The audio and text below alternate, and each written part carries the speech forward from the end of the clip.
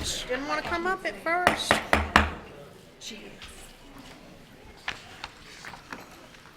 Ladies and gentlemen, we are ready to begin this evening's board meeting. The school board meeting of August 25th, 2015 is now called to order. The time is 6:02 p.m.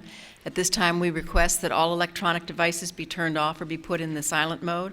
Also, we ask that you please refrain from using flash photography except during the special presentations portion of the meeting. We would like to take this opportunity to remind members of the public of the district's mission, which is to ensure that each student reaches his or her highest personal potential and the district's vision to be a world-class school system.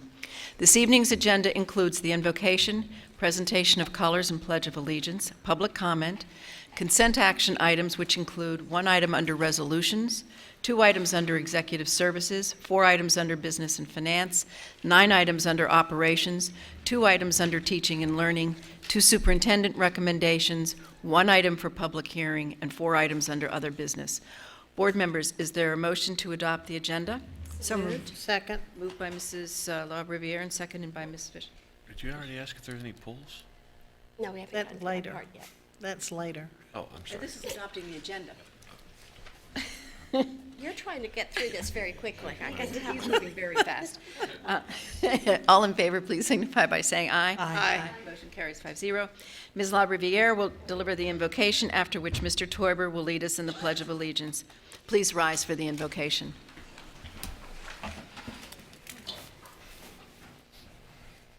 Father God, as I look at this exciting week, first week back at school, and all of the wonderful blessings that you have provided us and our children, and our teachers, and our support personnel, and our parents and families. Thank you so much for the enthusiasm I saw as I went into schools and I saw this camaraderie between the staff and family members as they were welcoming and working with everyone to make sure they got all the information they needed so every child could get home safely. And that regardless of whatever little glitch might come, everyone was able to rise above the occasion to do what was best for our students. Father, I pray that you will be with us through this meeting, that you would keep our minds clear, that we will be granted wisdom and good understanding as we make our decisions.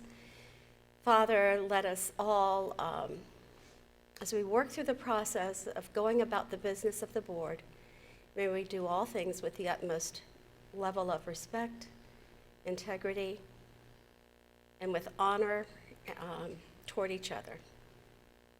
In your name, amen. Introducing the cadet who will present the colors tonight is Lieutenant Colonel John Blyler, from the Senior Army Instructor for Estero High School JROTC program. Colonel Blyler entered into active duty in 1987 as a single corps officer. His career includes tours in the Republic of Korea, Alaska, numerous assignments in several countries throughout the Horn of Africa, the Arabian Peninsula, the Central Asian states. Lieutenant Colonel Blyler retired from the Army in September of 2013 and started working as a JROTC instructor in August of 2014. Colonel? Thank you. The national colors for our Pledge of Allegiance tonight are presented by Cadet Lieutenant Colonel Darius Gaiman. He's been a JROTC cadet for 3 years while also participating in ACE Student Union, Chemistry Club, and Marching Band, where he will be serving as drum major this year. Darius is fully certified in Microsoft Office. His JROTC awards include the Order of Dedallions, JROTC Achievement Award, Celebrate Freedom Foundation Award, and Special Forces Award for Excellence in Academics and Outstanding Citizenship. He was also the captain of our JROTC Academic Bowl team last year that placed second in the district competition. After graduation, he plans to attend either Florida State University or the University of Florida, studying biochemistry or computer science, and he will be competing for an ROTC scholarship. Please join me in saying the Pledge of Allegiance. I pledge allegiance to the flag of the United States of America, to the the republic, republic for which it stands, one nation, under God, indivisible. indivisible, with liberty and justice for all.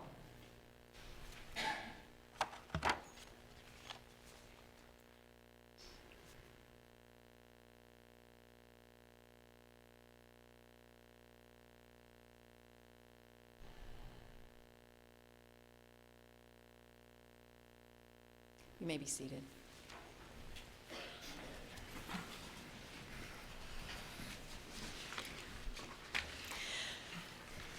The next item on the agenda is public comment. Mr. Martin, please address the agenda item of public comment. School board policy provides the opportunity at this point in the meeting to address the board concerning any matter on this meeting's agenda.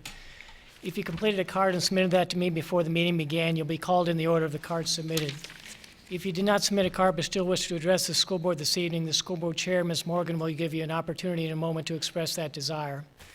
The rules concerning public comment to the school board are posted at the back of the room. The school board does not respond during public comment time to remarks made by speakers. At the conclusion of public comment time, the school board chair may address concerns raised by speakers or may assign responsibility to the superintendent to do so.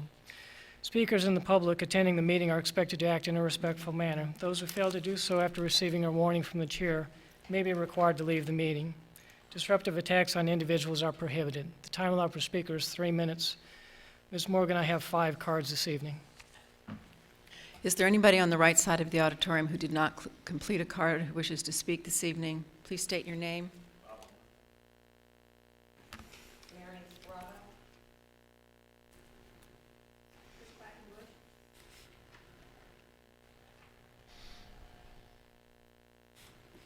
Is that all on the right? Thank you. Anybody on the left who did not fill out a card? Please state your name.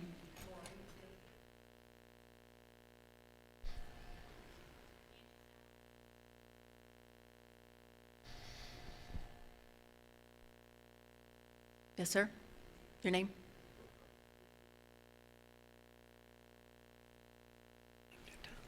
Could you spell your last name for me, please? I think it's Valdez. You say Valdez? V-A-L. Valdez, thank you. Thank you. Thank you.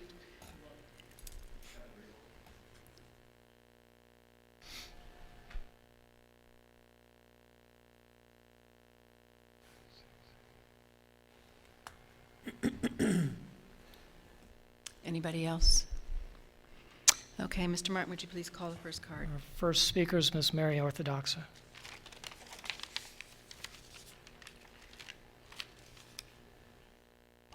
Mary.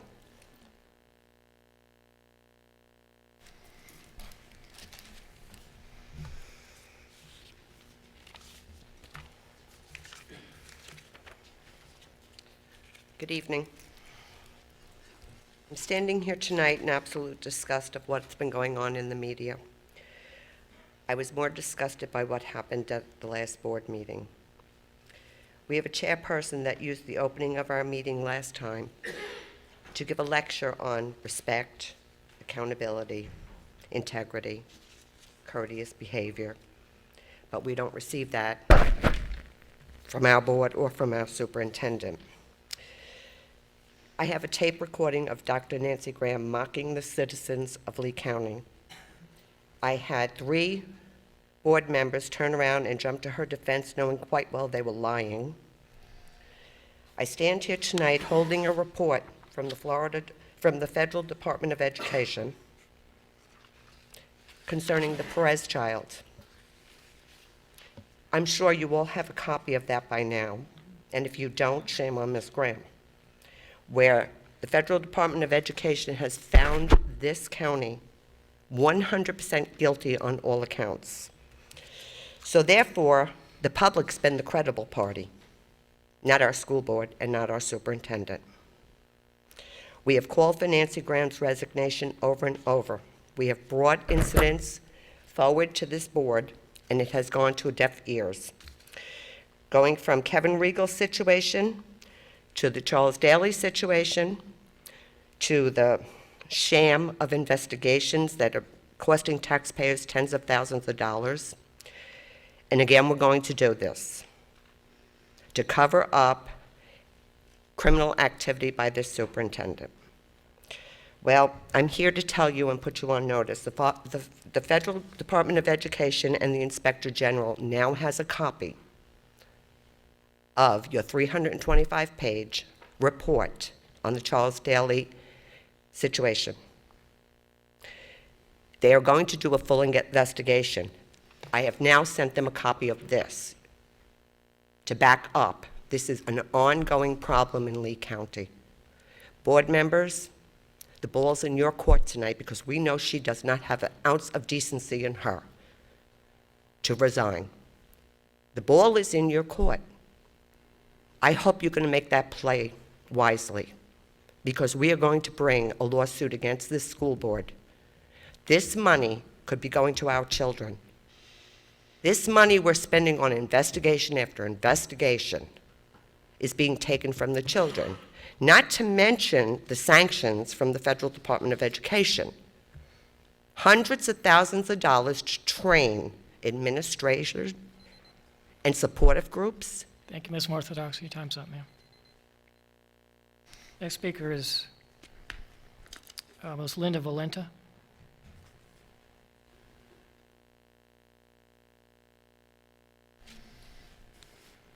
Good evening. I'm very disturbed that the U.S. Department of Education had to step in and investigate a local matter on the school board's conduct and to tell our district how it's supposed to act. The most disturbing part to me is that it's not even that they're trying to help us or teach us to educate, they're trying to teach us how to behave. I'm very glad they did, but it's just another example of the school board or the school district not really functioning properly.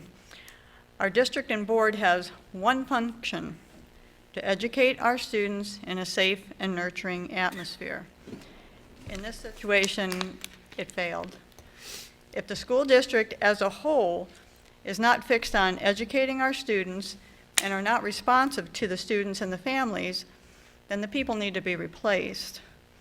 And if the school board cannot put people in place in the district that are fixed on educating our students and that are responsive to our students and family, then they need to be replaced.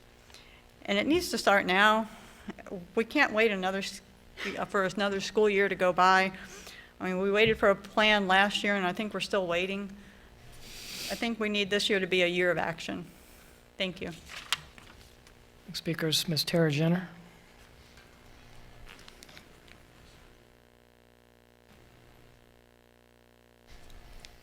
Evening. I wish I were here to say a whole bunch of good stuff, but I will start off with one positive note, and that's that I had an opportunity to meet with the individuals that are currently the new individuals in charge of the homeschool department. It's a darn shame that it took a whole year to get there. Had an opportunity to talk to Ms. Graham beforehand, and I have to say that I appreciate her kind words to me. However, I'm a little taken aback that she was not aware of all the concerns that were going on, because that is in fact her job. And I did come in at the beginning of the year with a stack of letters about a foot high that was an initial indication of things going very wrong in that department, and there was apparently not enough oversight as to what was going on there. The reputation in that department completely got trashed last year. And I am sorry to say that the individuals that are in there right now have a long job to rehabilitate the reputation that they have lost, and I just wish them the best in doing so, because I think their heart's in the right place. Having said that, I was here 2 weeks ago at the meeting, and I am usually never accused of being lacking in words, in fact, usually the contrary, and yet my children and everyone around me realized that I was absolutely flabbergasted at the comments made by Ms. Morgan in response to the father's comment when Gabby broke down in tears. And literally the way that you responded to him showed absolutely no care, no compassion, no sensitivity, no awareness of how to interact with individuals. And it just, your physical presentation, your body language was tantamount to bullying itself. I don't understand how come when the board is sitting up here, they can't possibly say, "Excuse me, sir, I understand that your daughter's upset. She's got 2 minutes left. Would you like to take the stand on her behalf or the microphone on her behalf?" Just a little care, a little compassion would have gone a long way. Instead, all you did was reinforce the fact that the school board is on high and they're in a position to dictate to everybody what needs to go on. It's an atmosphere of intimidation that goes down through the principals, and I hear it from the teachers and I hear it from the students. And it's appalling that I have to say that about the district here. Yes, you guys know I homeschool, but you know what I was saying earlier? 1/3 to 1/2 the people that tell me they are moving from the public school situation into the homeschool situation are doing so because of bullying. Now, is that statistically accurate? I can't say, because It may just be the group of people that I speak with, but it doesn't matter whether it's 10 or 20 people. It's a horrendous commentary, especially in light of the fact that the teachers and the principals are basically being given negative marks for reporting and pulling out issues of bullying. It's no different than giving the superintendent bonuses for testing. She's not going to stop testing because she gets bonuses for it. You're not going to get reports of bullying and stopping of bullying if there are penalties for having such information brought forward. And this is a true travesty that needs to be addressed, and it needs to be addressed now. Next speaker is Mr. Don Armstrong.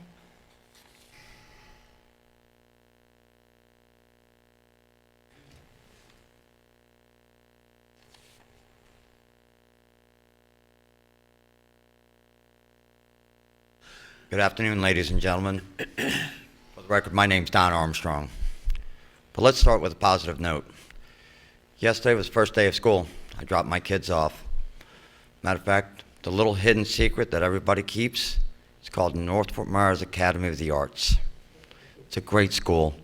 As I watched that school and how the staff, the principal, and everybody worked together to make sure those kids got to school, got inside school, it was impressive and amazing, and I'm proud that my kids go to school there.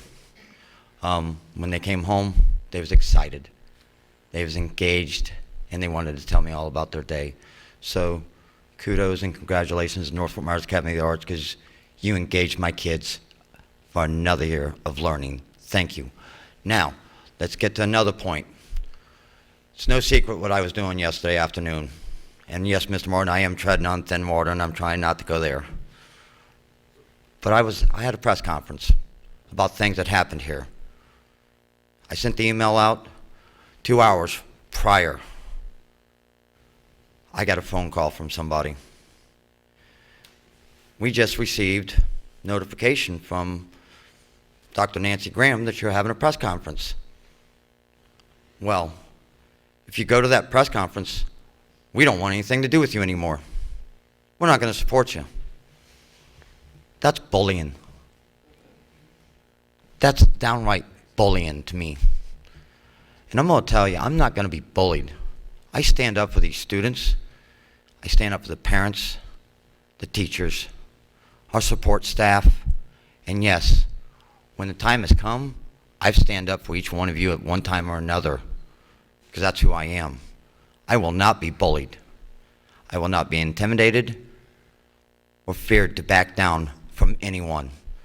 So I'm here to let everybody know, the last time somebody tried to intimidate me, they ended up moving to Alaska.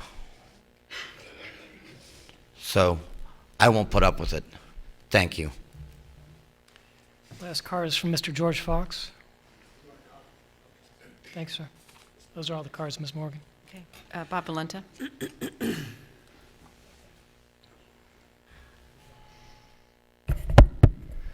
I see we have another contract for furniture on top of last meeting's tripling of the original $100,000. We're now at $400,000. It seems that pre-2010, we had an auditor on the dais. We need to fill that spot once again. I see yet another 3 PO requests without a description, but all of that pales in comparison to the rampant bullying, intimidation, and retaliation going on throughout this district, most of which is being perpetrated by the very adults we hired to protect our children. Going all the way up to Nancy Graham. It's very much like a mafia family headed up by Don Graham, the Teflon Don. Maybe we need a Rudy Giuliani instead of a Gonzalez to do the investigation.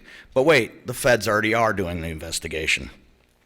I'm very concerned that Nancy Graham chose to yet again not inform our board, about the investigation by the feds and the investigation of Charles Daly, and who knows what else she's hiding. The time is now for this board to act. Her contract has been violated. What are you prepared to do? Thank you. Mary Ann Serrato.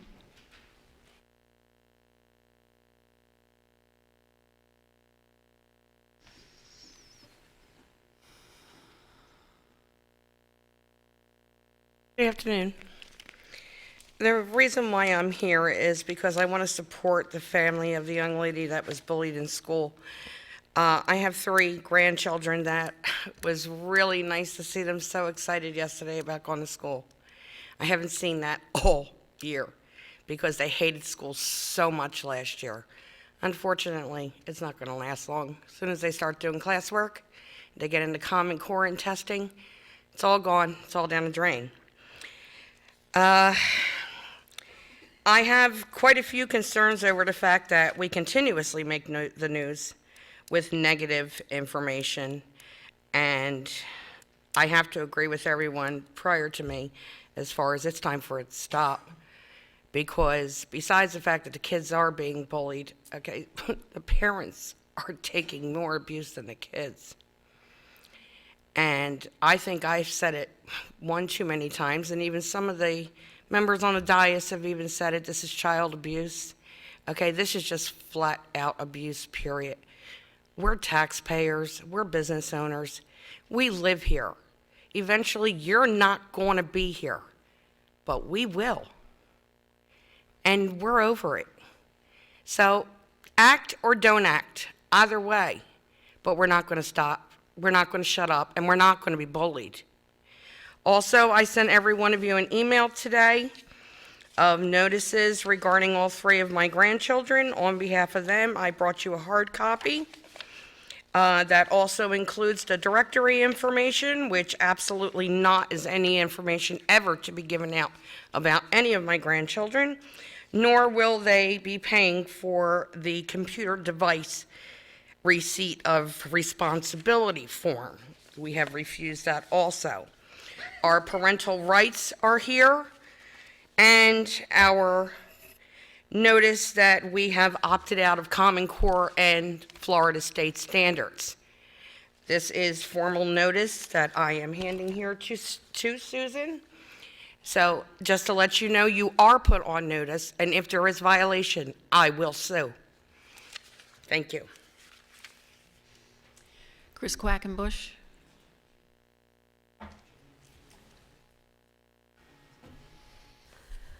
You know, when I first came to testify here over a year ago about books that violated state law, that are being pushed off on our youngest, our best and brightest students, 570 of those, I thought that was really bad. And nothing's been done about it. Nothing at all. Then I came back and talked about testing, and many of you agreed that it was child abuse, that we're testing too much. We're wasting our child's lives testing rather than learning. I thought that was horrible. Now I find out today we're doing checkpoints. These are tests, not checkpoints. And they're adding more tests, not deleting tests. We're going to have the same problem this year. We don't even have any scores. We have bad scores on the tests that they did take. Our children are going downhill fast unless we take leadership. Then we came and talked about cheating at Dunbar. This is horrific that we have massive cheating, massive bad scores being put in books on our children. How can we trust our system with this kind of thing going on? And now we have Gabriela Perez, battered by a student. Now, that can happen, but you don't expect the principal to intimidate you further. The retaliation by the principal and other staff is unforgivable. And now our whole district has to suffer. The taxpayers have to suffer. Training of 12,000 staff every year is going to be expensive and time-consuming. Why couldn't we just have ethics ourselves? Why couldn't we demonstrate these ethics from the top down to make sure that we have an environment that's positive? Now teachers are coming to me and saying, oh yes, I have a lawsuit against the district. Oh yes, I should have sued the district.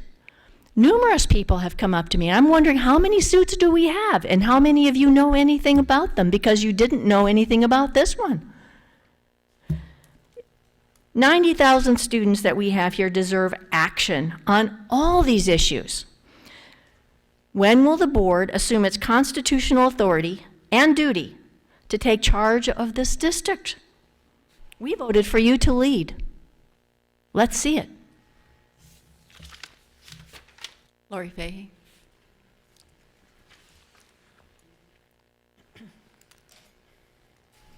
Good evening. My name's Lori Fahey.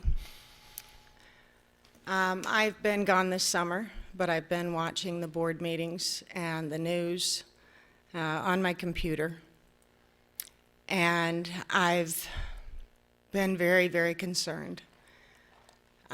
So concerned that I have called private schools. I have looked for homeschooling, any way to educate my son so that he might finally be able to enjoy learning. I came to you all 3 years ago, over 3 years ago, with an open heart and an open mind and some serious concerns. We discussed testing.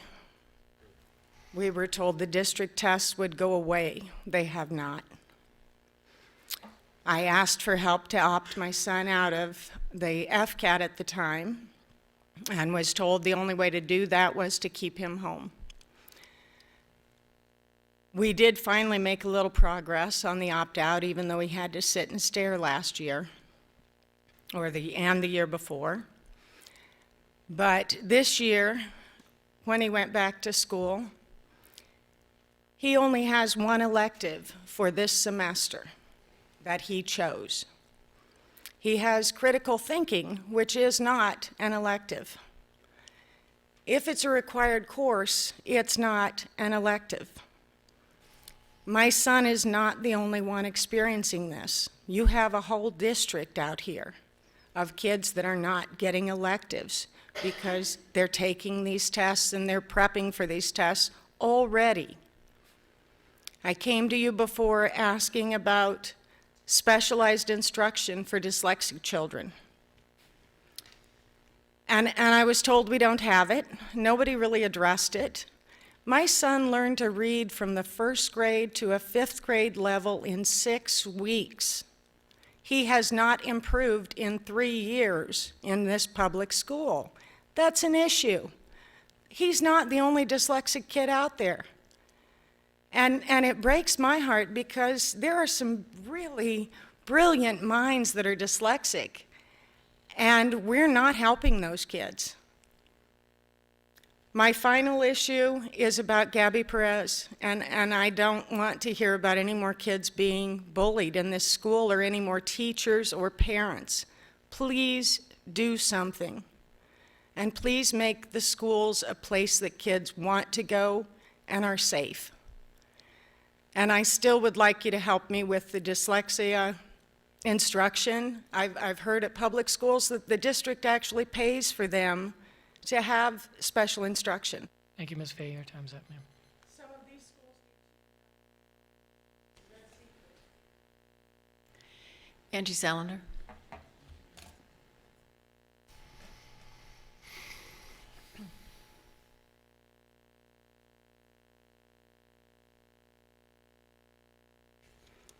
Good evening.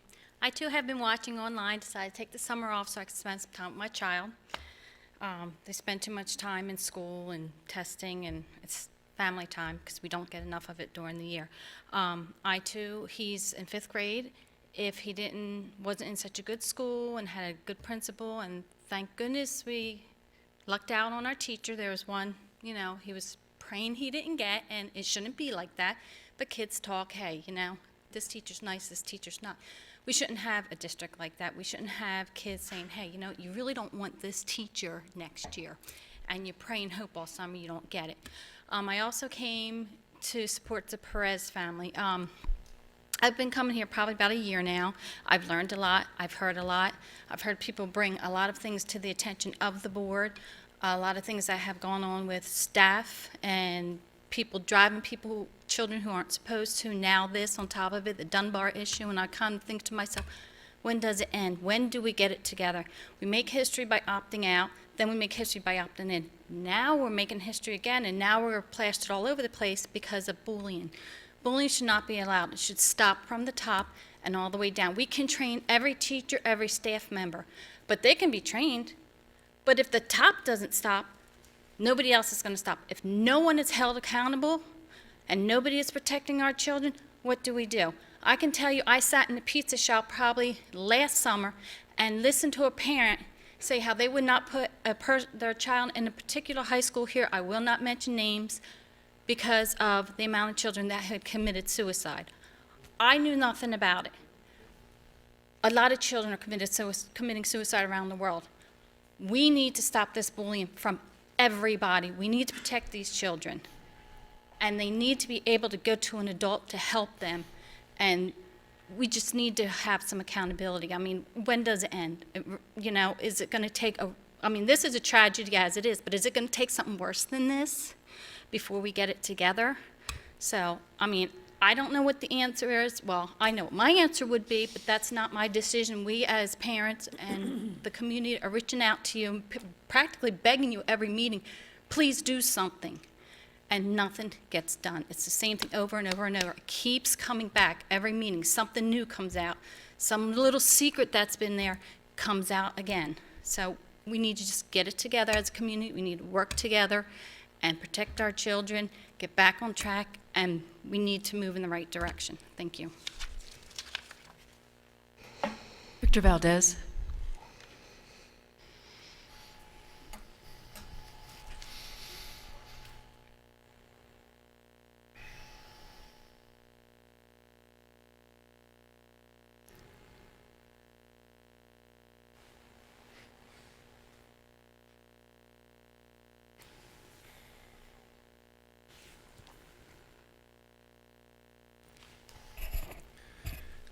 Good afternoon, member of the board. Good afternoon, everybody. For the record, my name is Victor Valdez, Valdez with S. I am the chairman of the Valdez Civil and Human Rights Foundation, a civil rights organization in the board, registered in Department of Corporation, State of Florida. Also, I am journalist. I have the show Agarrando el Toro por los Cuernos, that means grabbing the bull by the horn. That is 1 hour, Saturday, Sunday, Tuesday, and Thursday. It's a show about civil rights and human rights violations. We are 2.5 years in the air through the Univision and Azteca America. In April 12, 14, a family knocked my door, crying. Nobody wants to hear us. Nobody believes what we are saying, said the family. I make my own investigation. Was about a bullying in the school, was harassment in the school through the family because they was making complaints, knocking the door of the school board. And I found the reason to have a show for this family, 1 hour. You can go to our website or YouTube or Facebook and find this specific show. This show opened for me my eyes about what's happening in the school board in the county. This family is Jacqueline Perez's family, and the beautiful and angelical little girl, Gabby. After this, I opened the door for other people that knocked at the door of my office, looking for help. My son, my daughter, is victim of bullying in the county, and we are victim of retaliation from the school. Thank you, Mr. Valdez. Your time's up, sir. Your time is up, sir. Thank you. Your time is up, sir. Okay. Thank you. Thank you. Kevin Riegel.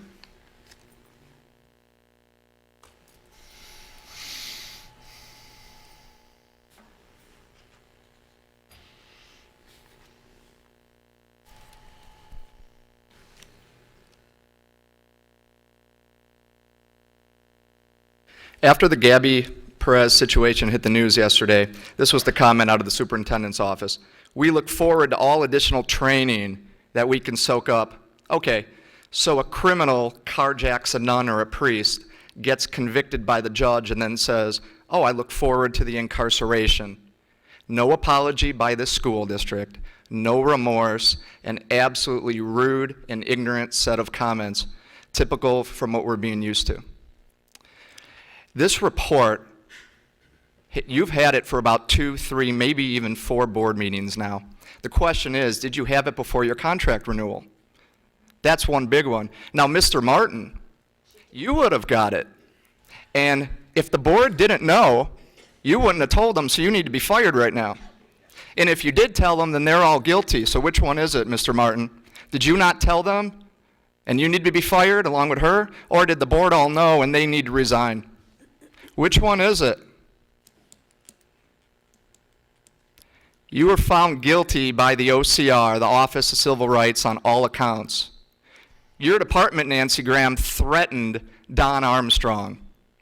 Listen to that. Threatened Don Armstrong. Have we not heard enough? Is it not enough to do this to a child? Now we're threatening former board members to cover it up. Supposedly we did an investigation within the last year or 2. We won't even give those results out, will we? No. That public record request has not been filled, and we know why. Because it was a sham at the time. And it will prove a lot more. Now, how do I know all this? Well, I sat in a meeting with you, Dr. Graham, and I had to hear all about Jeff Spiro and other people. I brought information up, and people driving ones around on revoked licenses. I gave you the proof, and you said you weren't going to tell the families over at Lehigh. The 100 kids who didn't have a teacher because it wasn't a teacher, and you weren't going to let them know either. You told me I had, obviously my morals and ethics were very high. I'm sorry they're higher than yours. That's a problem. Now, the person we're talking about actually had harassment charges put on him by teachers over at North Fort Myers, and you give him a $21,000 bonus and bring him to the district office. Congratulations. You are responsible for all the bullying that goes on, and you do nothing. But yet I guess it's my fault for bringing it up. I'm harassed and retaliated against as a teacher. Congratulations. I'm a big boy. I can handle it. But this doesn't deserve to happen to a child or their family. Not at all. Miss Morgan, you're running this whole show. What are you going to do? You're running for public office. Are you going to allow this to continue and go down with the ship with Dr. Graham? Or are you going to stand up and be the person you say you are? Thank you, Mr. Riegel. Your time's up, sir. Lisa Giovanelli.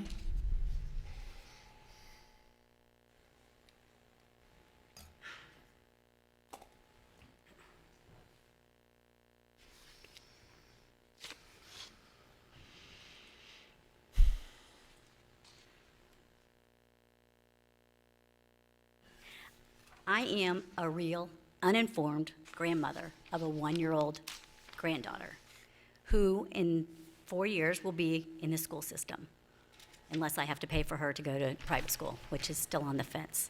I've got 4 years, I figure. So I have to ask the board several questions because I feel like if we've got silence from Nancy Graham, it goes all the way to the Department of Education where they have to sentence us or the school district, or I'm sorry, the employees, a finding that they have to correct, then we've got real problems because how did it get all the way to there? It's because we didn't do anything here. I'm not sure why we didn't do anything here. That's the questions I ask. I ask, who knows? Who knew? Mrs. Morgan, it was your district. Did you not know that this was going on in your district and let it go? This woman just needed her records. She'd have gone away. Her daughter would have went to private school, and she'd have gone away if y'all just gave her medical records. But that would implicate you in more civil rights being violated. So my questions are, did the board know? And who did and who didn't? And why, if they didn't, why didn't somebody tell them? Somebody should tell them that a complaint was filed and when it happened, so they didn't have a surprise yesterday. It's really unfair. I don't like surprises. I'm not sure they do either. I want to know, what are you going to do? Now it's in your court, because she obviously did nothing and chose to. Now it's your choice to do something for this family, for the school district, because she's not the only one being bullied. That's been my platform all along. It's happening at a lot of schools. Not every school, I'm not saying that, but I know it happens at a lot of schools. And it has to stop, but it has to stop at the top, because that's where it started. My other question is, if you're silent and you do nothing, and you choose to do nothing in silence speaks louder than words. No action is the answer to me. That means every one of you knew, and you're going to take responsibility for it. You know what? We all make mistakes. Own it, and take it, and run this ship. You have a chance to fix it. Let's try to, because where else do we go from here? I'm not sure. I'm really worried. Private schools? I don't think a lot of people can afford that.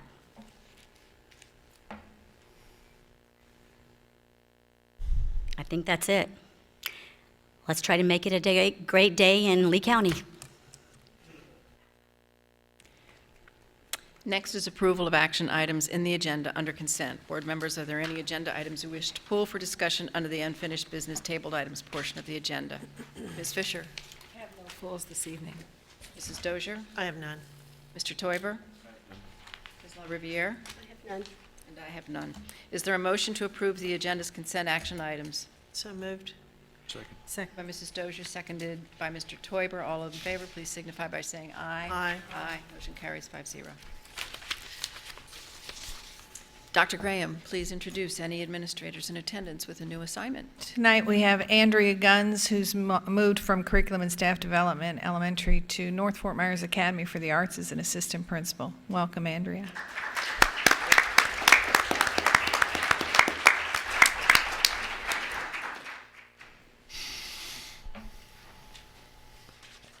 That's it? Okay. Would you please read your first recommendation?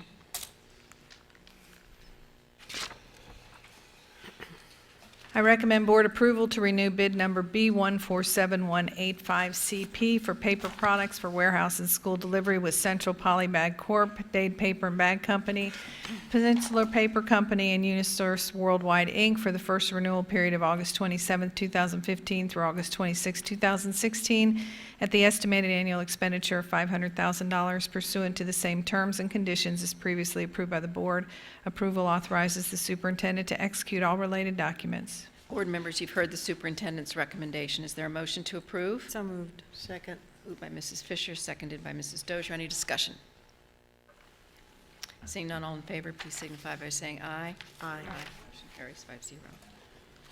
I recommend board approval to adopt the 2016 legislative platform for the school district of Lee County. You've heard the superintendent's recommendation. Is there a motion to approve? So moved. Second. Moved by Mrs. Fisher, seconded by Mr. Teuber. Any discussion? Seeing none, all in favor, please signify by saying aye. Aye. Motion carries 5-0. Dr. Graham, before I close the regular meeting, would you please present your recommendation for this evening's public hearing? I recommend board approval of contract renewal for Florida Southwestern State College for Florida Southwestern Collegiate High School, Lee, a 9-12 grade school covering a term of 15 years from September 1st, 2015 to June 30th, 2030. We are now recess the regular school board meeting and open the public hearing.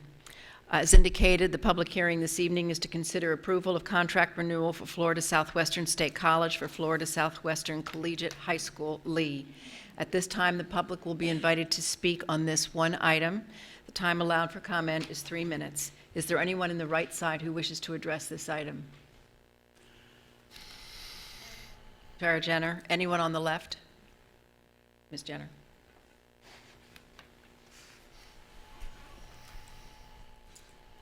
This is sort of connected to this particular issue because it deals with the dual enrollment aspect of the county when it comes to FSW. And I notice in the current policy it's situated, it says that homeschoolers are to provide for their own books unless provided otherwise. And that to me indicates that the school district has the authority to provide otherwise. There are only a handful of students every year that are going through FSW as dual enrollees through the homeschool that are actually signed up through the county. And I guess my question would be, why is there no consideration given for those tax-paying families who are signed up through the school district, not through an umbrella school or in a private school, who fall under the purview of the home education office?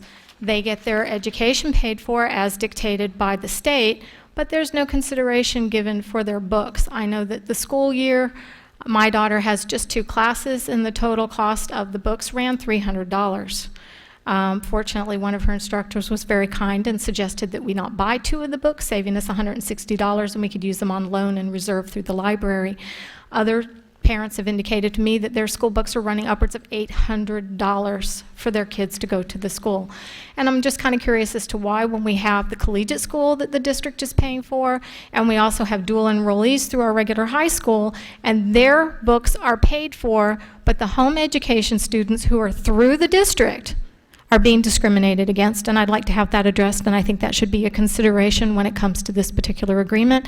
That's a payment by the district. It's not something that should negate the existing contract terms. It should be something that FSW should have no trouble with, or the collegiate school. This is just a district payment issue, and I'd just like to have that considered. Thank you. Okay, I'll now close this public hearing and reconvene the regular school board meeting of August 25th, 2015. Dr. Graham, please restate your recommendation. I recommend board approval of contract renewal for Florida Southwestern State College for Florida Southwestern Collegiate High School Lee, a 9-12 grade school covering a term of 15 years from September 1st, 2015 to June 30th, 2030. You've heard the superintendent's recommendation. Is there a motion to approve? So moved. Moved by Mr. Teuber. Second. Seconded by Mrs. Fisher. Any discussion? Mr. Teuber. Dr. Graham, we had the conversation that was brought up by public comment about where we are with that, what we need to do to make that happen, to facilitate that, to allow them to get paid for as well. Two things are in process right now. Mr. Martin and I've had a brief conversation because I think, I should probably let you talk.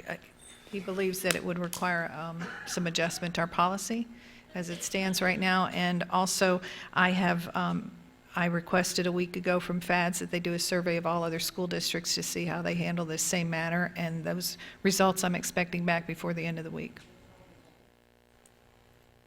Mr. Martin, so in other words, to make an amendment to this recommendation that we include that at this time would be premature? Is that what you're telling me? Well, it really would be, because first, the recommendation is about the contract with the charter school, which is not with respect to dual enrollment.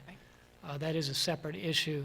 There is discretion in the statute. I believe that, and I need to look to be certain, I didn't know that issue was coming this evening, but as I recall, I believe the statute says may pay for those book costs for home education students. There is also a policy that I would need to look at. I believe I did discuss that with Dr. Graham before, but my memory's not that good at this moment. I think there may be a policy revision required to get there, but I'd need to fully research that. Okay, thank you. I have nothing else. Mrs. Dozier. Well, I actually had the opportunity to talk to Ms. Jenner about this, and I thought you were going to send me an email about it, but I mean, I know how everybody's busy, especially this time of year, and I certainly would advocate for that, because I know that one of the things years ago that we did, we actually put in place to where the homeschool students could actually take sports, they could take extracurricular activities.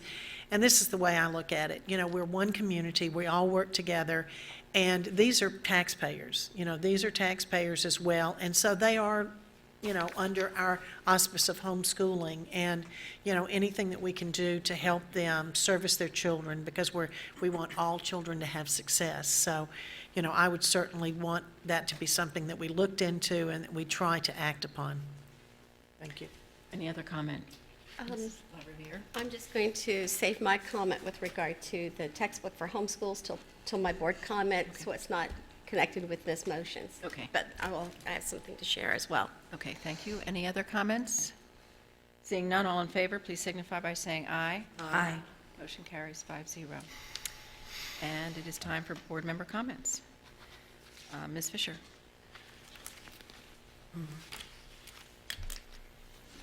As we begin the new school year, of course, I wish all of our students the opportunity to have an amazing educational experience in a safe and healthy environment. And I want to offer to support all of our staff as they work with these kids to create the future of our community. I have some other comments, but I do want to give it thought before I provide those, so I'm going to go home this evening and write them down.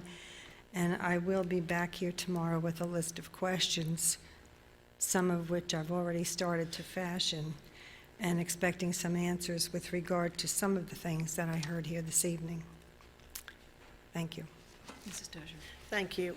Well, Mr. Valenta has brought up repeatedly about the fact that we continue to have a recommendation under the consent items, and I don't think it would be that much trouble for us to do like an abbreviation of what is actually in, what those purchases might be. They're in the agenda. They're not in the table of contents. Excuse me, no public comments allowed at this point.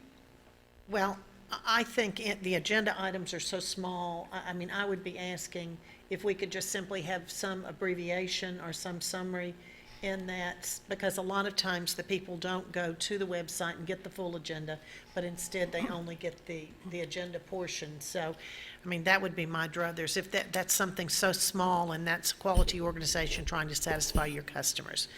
So that's where I would go, and I will ask for the rest of you to weigh in on that.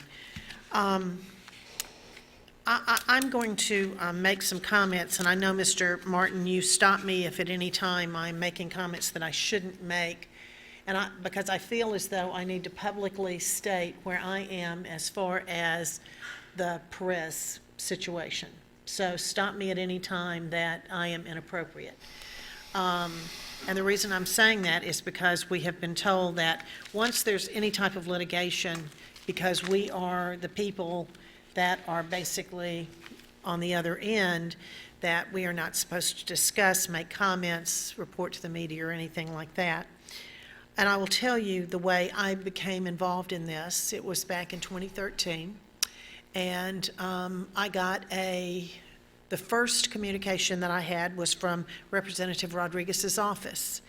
And when I receive something from Representative Rodriguez's office, I do as I always do with any parental concern. I immediately write back to that person, which I wrote back to Representative Rodriguez's office saying, thank you for sharing this concern with me. I will forward it on to the superintendent and ask that she have the appropriate staff look into this. It's something of that nature.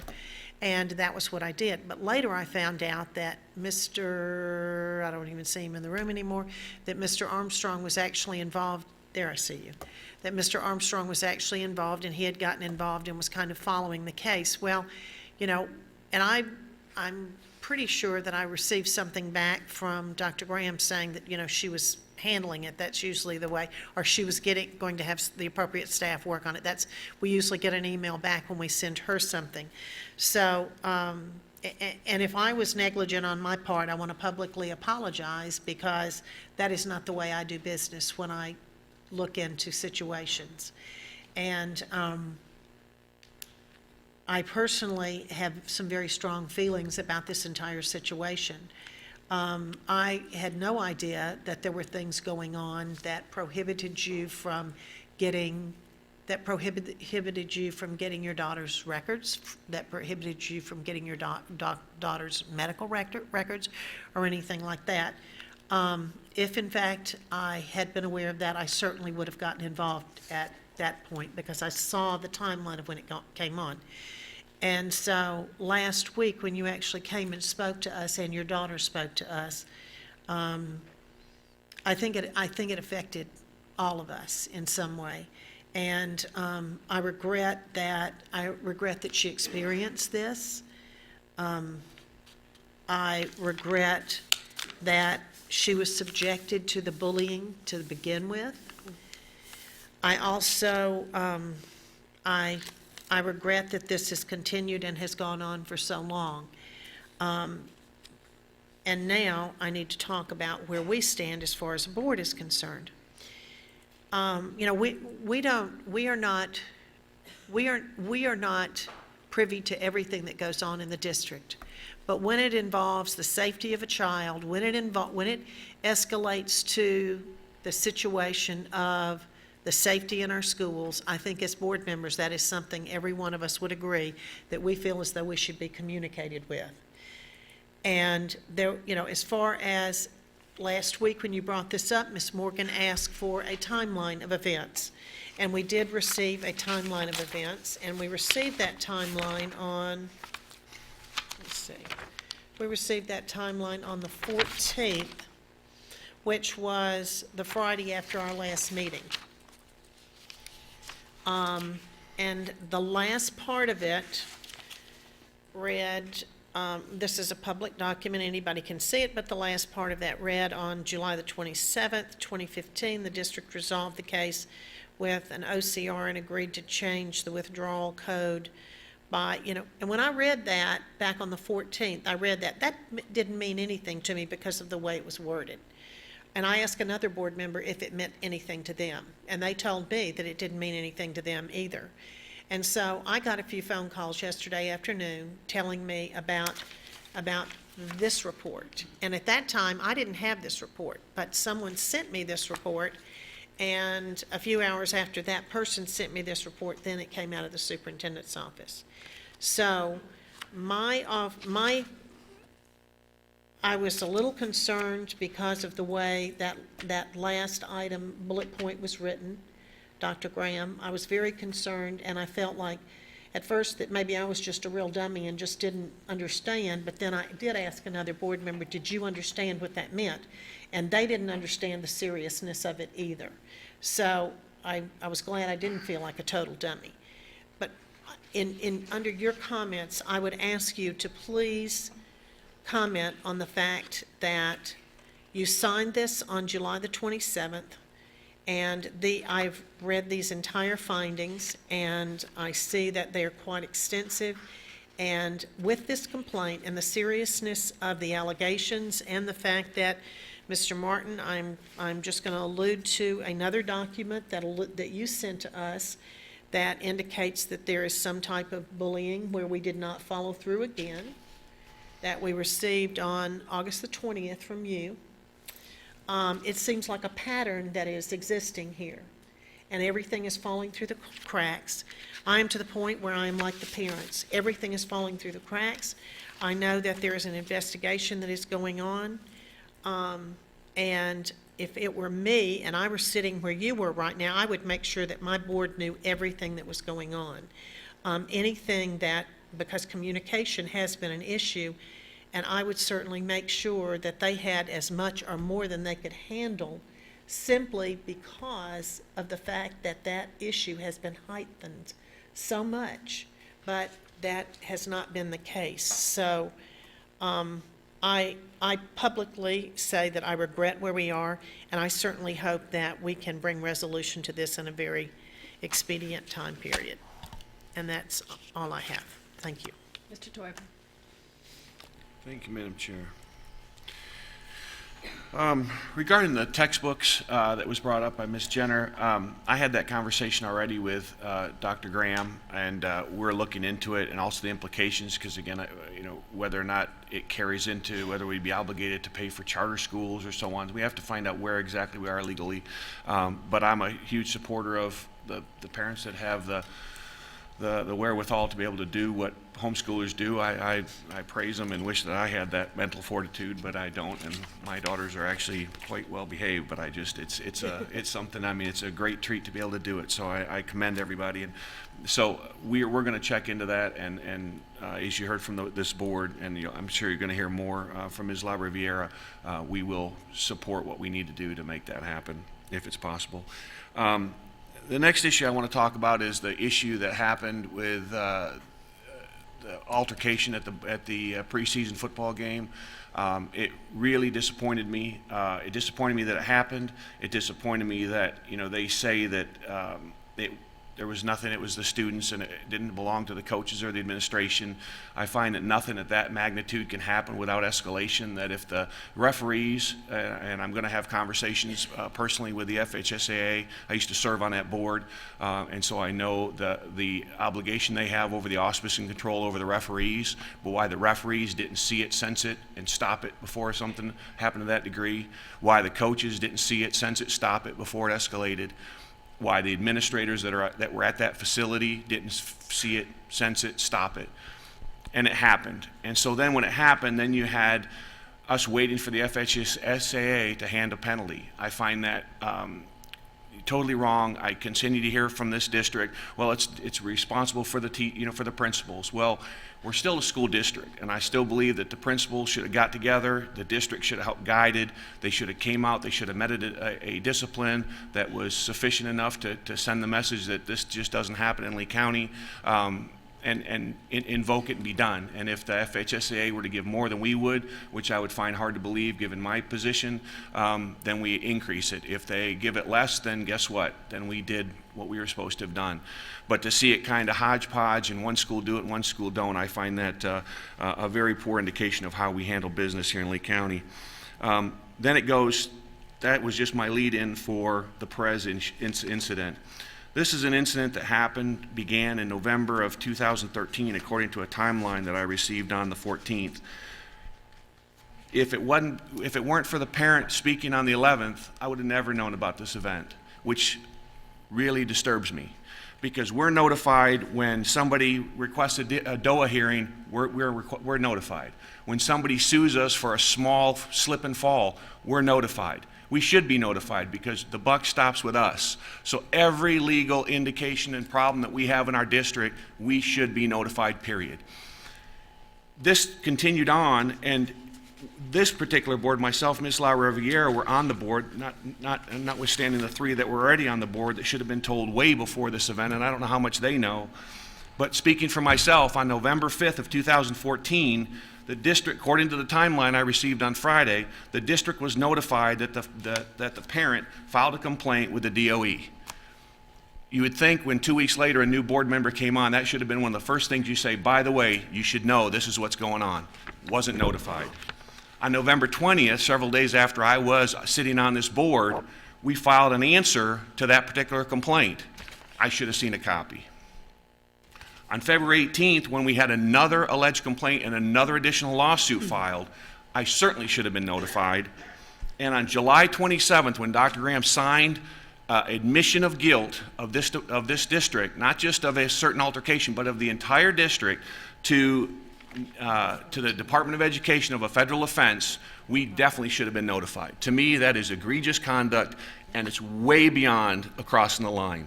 I also want to know, we weren't notified about this training that's supposed to have happened, and it's required to be completed by the looks of the agreement by November 15th, yet there's been no discussion of how much that extra training is going to cost. There's been no discussion as to where that money is going to come from, and there's been no discussion, at least that I'm aware of anything regarding this event. So I would like Dr. Graham to explain why we weren't notified in a timely manner. I want to know how much is required to dollars to be spent for this training. When was this supposed to have been told to the board as far as to notify this type of egregious conduct? There's a whole lot of questions, but those three are ones that I really want response from, and I want this board to really think and hear their comments as far as how they feel about this type of conduct when we're not notified of federal violations and of deals being made at the federal level of admission of erroneous guilt without this board's consent and acquiescence and knowledge. To me, that's when you cross the line as far as what your employer does without consent from this board. And two more things on changing the thing. Now I'm done with that. Good news, first day of school, my daughter became a high schooler, And I'm sure with all the other parents, when your daughter comes home and you can't keep her quiet for 3 hours because she's so excited about her teachers and her school and her subjects, and it warms your heart. I mean, those are the type of things parents long to see, and I have to thank all the teachers and the administrators at North Fort Myers High. And for all the schools, because I've heard that from a lot of people, both at my work and at people that I pass, that how excited their children were coming back the first day of school. So I appreciate all of our workers, that made sure all our children arrived there safely. We had several breakdowns. We had, all the problems that we have. You don't understand the logistics of 800, yellow buses on the road, but it's huge. So our transportation department, great kudos for everybody getting there in a safe manner, for getting all our kids home and safe, and for every school teacher, administrator, support personnel that made our first day of school wonderful as always. And finally, my last thing, this will be my last meeting for several weeks. I'll be having surgery. They're going to turn me into the Bionic Man. So until I come back and compete with Steve Austin for track events, I will try to appear telephonically, but if it becomes, sometimes we have problems, you may or may not hear me. But for the first several meetings, at least for the first meeting, I won't be coherent, so I'm not even going to bother to call in. So, but I have good confidence in the rest of my board. I don't know if you may still be on some pain meds 2 weeks later, but I'm glad it's finally getting taken care of. It hurts me watching you.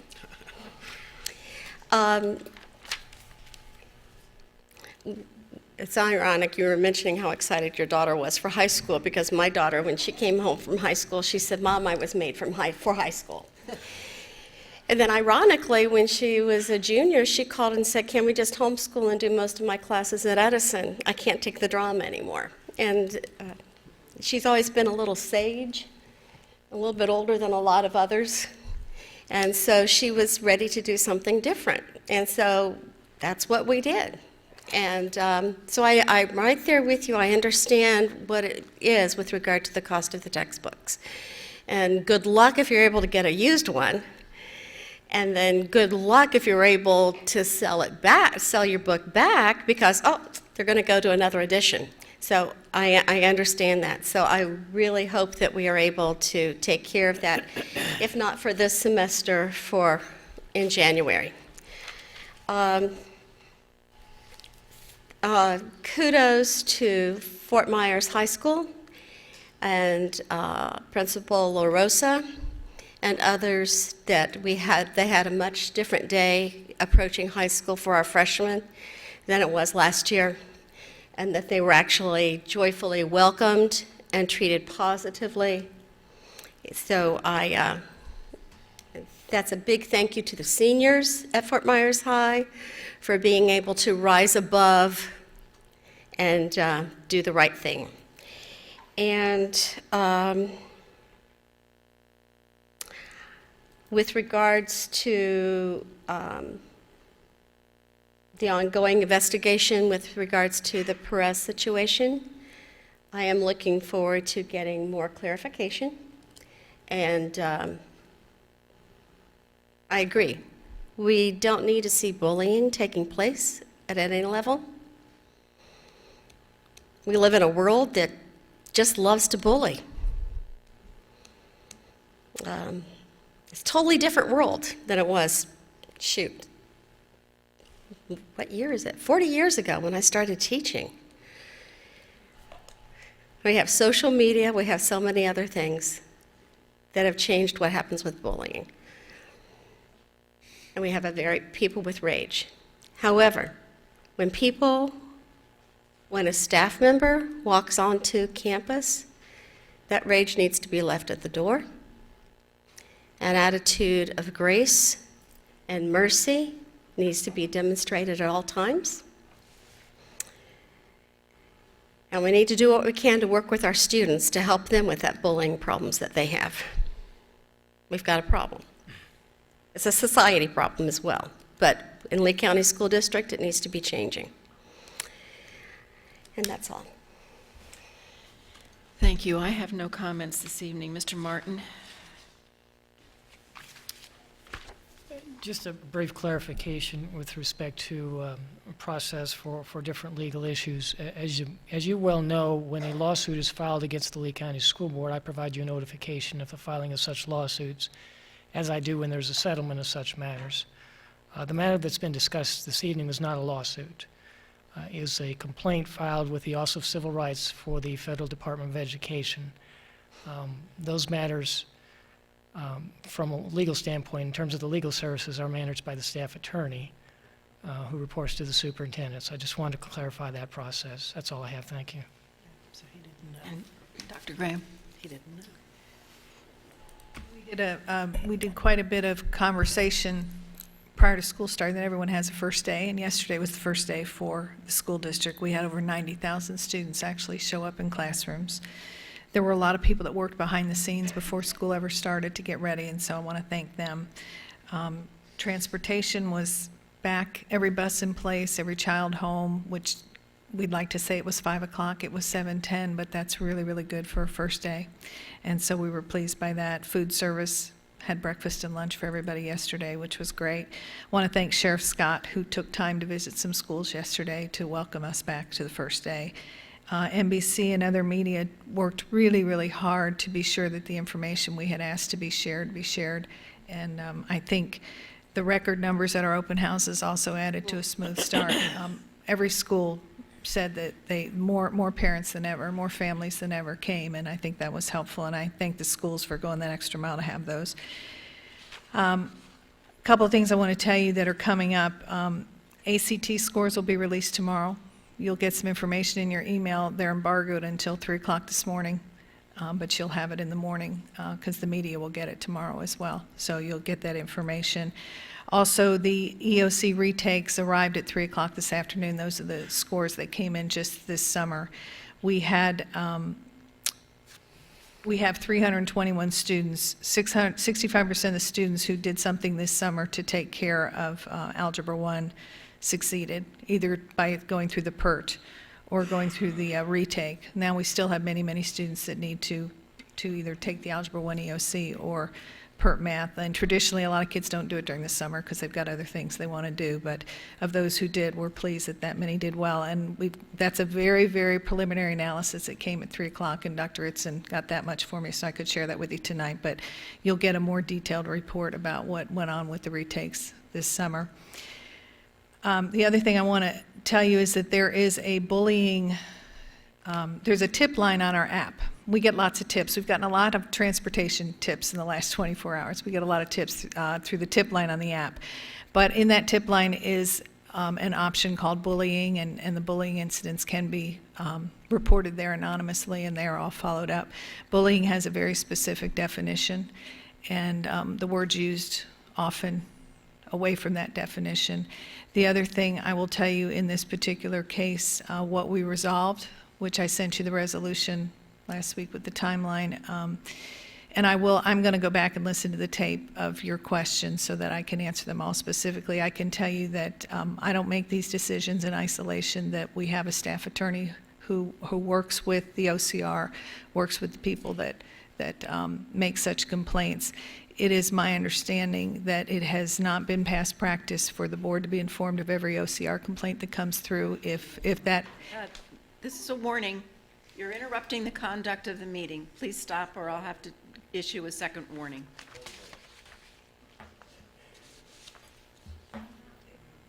I'll Say listen. one more word, and I will have you removed from this audience. This is your second warning. I will get all of your questions answered.